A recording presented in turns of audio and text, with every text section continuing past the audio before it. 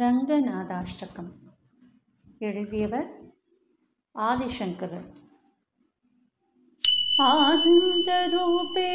निजभूतरूपे ब्रह्मस्वरूपे श्रुतिमूर्तिरूपे शशाङ्करूपे रमणीयरूपे श्रीरङ्गरूपे रमतामनो मे कावेरीतीरे करुणाविलोले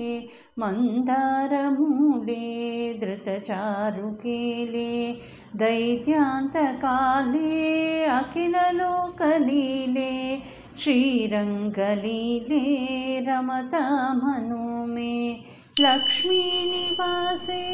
जगतां निवासे कृत्मत्मवासे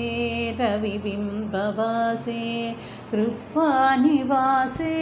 गुणवृन्दवासे श्रीरङ्गवासे रमतामनो मे ब्रह्मादिवन्दे जगदेकवन्दे मुकुन्दवन्दे सुरनाथवन्दे व्यासादिवन्दे सनकादिवन्दे श्रीरङ्गवन्दे रमतामनो मे ब्रह्मादिराजे गरुडादिराजे वैकुण्ठराजे सुरराजराजे त्रैलोक्यराजे अखिललोकराजे श्रीरङ्गराजे रमतामनो मे आमोघमुद्रे परिपूर्णनिद्रे श्रीयोगनिद्रे शशमुद्रनिद्रे श्रुत्रैकपत्रे जगतेकनिद्रे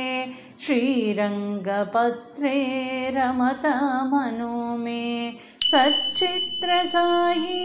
भुजगेन्द्रसायी नन्दाङ्गसायी कमलाङ्गसायी क्षीराब्धसायी वडभद्रसायी श्रीरङ्गसायी रमतामनो मे इद्धं हिरङ्गं त्यजतामिहाङ्गं पूर्णर्नसाङ्गं यतिसाङ्गमेति